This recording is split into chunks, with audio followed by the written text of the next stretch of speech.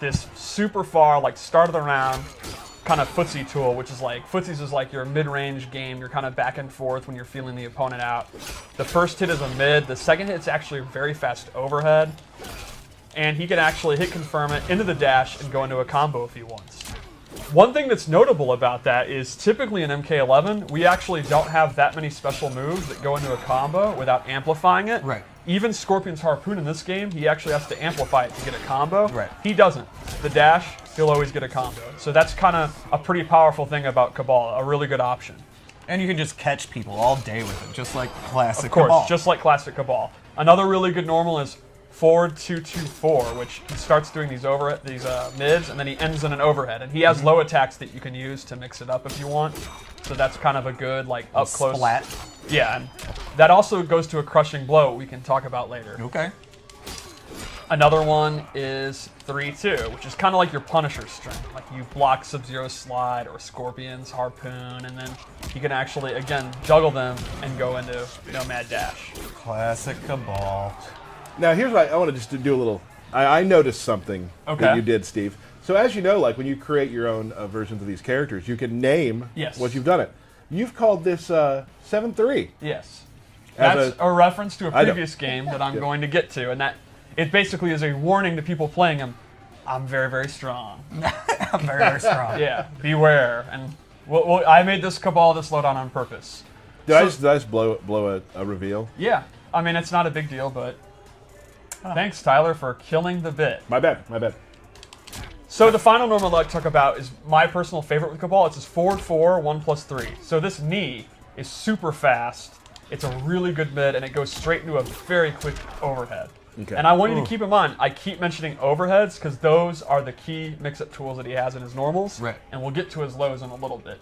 So Now, when we talk about overheads too, like for those who don't know that's a move that you have to stand block. exactly. It will If hit you're you crouch if you are blocking, ducking. You'll get hit. Yep. So you're always going to be wanting to stand block against him unless he commits to low special moves that I'll show in a minute. Sure. So I think the forward 4 is just a great tool. Like if you hit a down 1, or if the opponent does something where they're in recovery, but they're not punishable, but they're like slight recovery, it's a great move to just mash it out. Honestly, when I play Kebal and I don't know what to do, I do forward 4. Right. And you really can't go wrong. And another thing, like I just want this, as you watch the Combat Cast and as you learn with us, I want you to know some of the terminology. So when you say forward 4, like people play on different consoles, different systems, so the buttons are labeled as such 1, 2, 3, 4. So Right. it's Like you can think of it as the left punch button is 1, then 2, and then on the kicks it's 3 and 4. So Right. that's a universal way for any character, any console.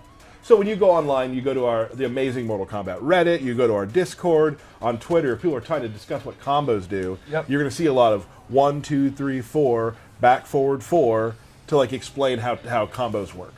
Another notable thing I'd like to show is that a lot of his like classic things, like your sweep, your down 4, your pokes, and all that, he also uses like swords. Like this is actually his down 4, which is awesome. It's almost the start of the range, the start of the round range. A lot of times, just kind of playing the mid range, walking back and forth in the back 1 range, I'll just kind of do this and clip their leg. And you can see his sweep actually has. I would call This is this good range right hella there. range. I think this is hella. Oh. Yeah, very, very good range. It's another move I'll just throw out. What's above Hella range? Hema? Oh, That's okay. one step bigger. Okay, gotcha. His back 2 is also great. It's not a combo, but it's kind of a safe, like, Just get the hell yeah, out of here. get out of here. Get out of here. Move. Okay, that was you doing Role-playing Kebal. Kebal impression. Okay. And now I think we can show his throws, which are pretty awesome. And let's show this. Sorry, that was my sound. No, I like it. Oh, God, it's good. And I've always talked about this. Throws are so good. You see a lot of them in fights. So the throws really have to add color to the character. Like, they always have to feel like the character. Because, you watch a lot of tournament games, you're going to see a lot of the throw is something that is coming back to a lot. It's an animation, so you want it to be something that's really cool. Right. Because people are going to see it all the time. Yeah, it's one of the best ways to show a character's personality. We can also see his wake-up attacks. He uses hook swords as a huge anti-air. Yeah. But then his up 3-1 is a straight poke. Let's talk a little bit about wake-up attacks, too, That's because a great time to talk about it. So, you no longer do any special move you want when you're knocked down. Instead, you have these preset moves that are only available when you're knocked down. So with him, you hit up 2 and he'll do this move. And that's just a wake-up attack. That's the only way you can do it. And then you have an up 3. So Now, Also notice that it took 1 bar of defense and 1 bar of offense when doing that. You are both waking up and you're invincible, and you're also attacking, so it takes 50%. Now, are they both armored, or is just one? How does that work? Great question. So you're up 3, which is like your poke. You just kind of strike them. That's fully invincible. But you don't get a lot of damage. You can see he just kind of knocks Sub-Zero away. It's just kind of get off me, get some breathing room. Right. Yep. But the up 2 is not invincible, but it is an anti-air, and it is immune to air attacks. And that you get a full pop-up. So you can see he actually gets a combo. So the idea here would be, it's a simple meta of, do you want to do the safe, like just get off me, low risk, low reward option that's fully invincible, and if the opponent respects that and they try to jump over you to punish it, you go for the anti-air one. Right. And then it would loop back into not doing a wake up attack at all, or you can wake up roll forward or back, which is actually invincible. Right. Or you can just get up and actually block, and you know. Who wants to do that? Right. I mean, you've got all never these seen tools. me do that. Like, no. Right. Why would I Use the do tools. that?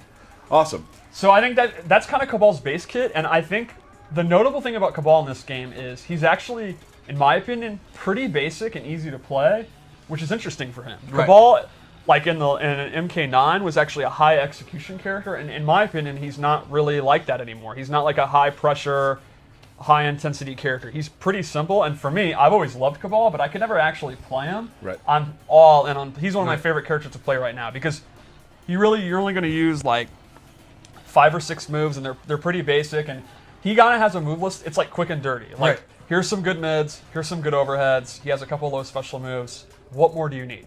Well, and that's important too. I mean, that happens a lot in the games we make. Is that like there are some characters that like really help the people who are good at high, like, very difficult things. But like a lot of characters who aren't super difficult to play still fit right in the meta, and it's a good place to start. Like if you're starting playing our games, like maybe Kebal's a good place to start for you. I absolutely think he'd be a really good beginner character. If you just want to use your kind of, from this range, I just kind of do safe stuff and don't really commit to anything. Make the opponent, if you want to think more about the opponent making mistakes than what you're doing, I actually think he's a great character for that. Also has a lot of really badass specials. So if you're a guy who's not a tournament guy and you like sitting down on the couch with your buddy and having a beer and playing the game and want to slam some hook swords, this is the guy you go with. Which sounds like a good reason to get into his special moves. Let's do it. So, I don't know if anyone noticed in the trailer, Gas Blast is gone. Well, it's just totally different, I guess. Kind of, right? It's gone. All right. There is no more instant or gas. There are now Well, yeah. hundreds of MK9 players that are just Crying. Well, there's a couple Kebal players that are crying. Right. However, Kebal's still a pretty awesome zoner. His buzzsaw is now very, very fast, and it's actually a gadget that he throws. Because I've always wondered, what is that? Why does he lift his leg up and summon a magic buzzsaw? It is now Black Dragon tech from the Black Dragon Black Market he got from Kano, and he actually throws it like a straight projectile. It's a good recovery. It's pretty good. And the amplified version actually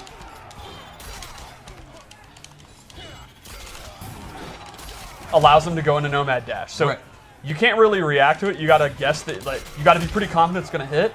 But if he's trying to trade projectiles and you're sure it's gonna hit because it's significantly faster than most projectiles, you can go ahead, go into it, and actually get a combo conversion. So that's pretty cool. He also has other buzzsaw moves that you can use as abilities. Like, for example, this loadout, he actually has the low one back. And the amplified one is super cool because he throws 2. It does really good chip damage, and it takes up a ton of space, so they actually will have to jump. Right. I also, in this loadout, because this loadout is based on, now I'll admit the 7-3 thing is, this is my MK9 style Kebal. He actually has a air straight one that he can do. Oh, jeez. And he can amplify that to actually recover super, super fast. Right. So, you can use to cover the ground, and they're going to have to inch their way in, and they're going to want to jump, and then you can go on and do the air one and try to catch them. Or if they jump, can't you just catch them with a dash too? Of course, you can do the classic, one of the best MK3 anti-airs. Just stay back, right? Like, it's awesome. Now, we've already talked about the Nomad Dash, but now we'll show it clearly. It's everything you want about Nomad Dash. Now, normally, he actually cannot cancel it. That's gone too. Right. We've, like, a lot of the pressure like that is drastically toned down in the default move list, but if you're someone that really loved it and you do have the execution, right? You're not like me, you don't want to just, play the bare bones, you want it, that is available as a customization item, so he actually can still do that. So all the people that were asking is dash canceled back for him. Yes, it is. You can make that loadout. If that's your bag, you're someone that's really good at that, that is available. It'll take one of your slots, so you got to think clearly, you know. But if you want to make this MK9 style loadout, You can. you're free to do it. And you can't do it. Yep. Another special move he has that's actually back, and I think is very cool, is his hook slam move. And this is your combo ender. You're going to pretty much end all your B&Bs with this. It does good damage. If he amplifies it, it's super fun. Oh. Whee! Yeah, that's super fun. Another one of his key special moves is in this loadout, I gave him... wait, I just forgot what I was going to show. Number 3. I think we're done with this loadout, actually. Cool. I think we're ready to go to the next one. Okay. Let's check out another loadout. All right, so I made another loadout. This is the personal one that I use when I play. Okay. I'm very happy with this loadout. So first off, this is actually a default move that he didn't have in the last one. He has an air saw that goes at a downward arc. In the last loadout, I had chose to go for the straight one, but normally he uses the down one, which is the one I prefer. He can also amplify it to recover very quickly. And this is pretty awesome, not just for zoning, but it's for faking jump ins. Like you can kind of pretend to jump in and actually change the jump bar. You can stay safe by jumping down quickly. So this is what you were talking about earlier too, the human, like awesome looking skin for him. Oh yeah, I absolutely love the coat, and I think his not being burnt up is cool. And since we're playing with timeline stuff, we're able to do that. Yeah, absolutely. Cool. He was actually meant to be in Special Forces Unburnt, and there was like art for it and everything. Hold on a second. Oh. Steve's lore minute. That's right. That was actually cut. So, and he was in Shaolin Monks, but this is the first time where you can actually play him Unburnt. And I'm very hyped for that. All right. Cool. Also in this loadout, I gave him a low hook sword, which not only looks cool, this complements all the overheads I mentioned earlier. And this is the way that I like to play Kebal. High risk character. Like I'll do this, and normally he has the overhead. I'll go into the low hook. Ooh. Or, as I said, this is an overhead. I'll do this. So the low hook is punishable. He's going to get bodied if they block it, but he keeps the opponent guessing all the time. I also am a big fan of doing that instead of the overhead, and that's going to not only keep him guessing, but it's going to keep him focused on the normal he's doing, which then opens up throws. Right. And then lastly in this loadout, I gave him the parry, which is, in MK9 he kind of had a parry because EX dash is so OD, and now we've actually just given him an actual parry, and it's very strong. He can actually hold it as long as he wants, and he gets a full combo when it hits. So he gets a super effective parry. So in my opinion, the way I play him in this loadout is he's a 50-50, it's a high risk 50-50, but he still opens you up all the time, and then he has defensive options with the parry. So he tries to get in close, then he starts opening up with overhead low mix-ups, and if you try to attack him, he can parry the full combo. Can I say something? No. And Derek, maybe you'll agree. Okay. Is there anyone faster at going through the training menu than Steve? No. Well, I do it all day long. Like, it is... It's impressive. We got Ken Morris coming in here in a little bit. They can't hear you. Yes or no? Is there anybody faster? Ken thinks he's faster. Oh my gosh. Can we get 2 screens side by side? Time it. For the worst stream of all time. To see who can do that fast. Should we do one more loadout? Yeah, I have one prepared. I think we owe it to people. We owe it to people? Okay. So this is a gas-based loadout. All the loadouts are thematic. I don't mean that. I mean... Oh, gotcha, gotcha, yeah. I'm a child, I'm sorry. All right, so I gave him 2 different gases here. The first is this new version of Gas Blast. That's actually like, it's like a string ender. It's a safe way to end his strings if he doesn't want to commit to anything.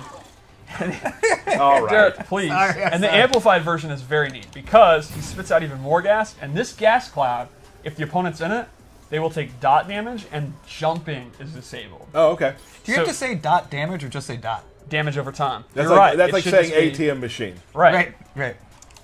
So this one you can kind of use when you're focused on the mid-range with his back one string. You kind of spit that out, and now the opponent, they're either going to take the damage or they're going to continue to stay out. So that's pretty cool. Sick respirator too. Yeah. That's really cool looking. And then I also gave him this high mobility gas jetpack where you can see and you can control how far you can control how far he goes. And this is kind of like you'd see an air dash in an anime game, or actually maybe even a wacky Injustice character. And you can use it to go into cross-ups, go over them. Could you cancel into special moves from it?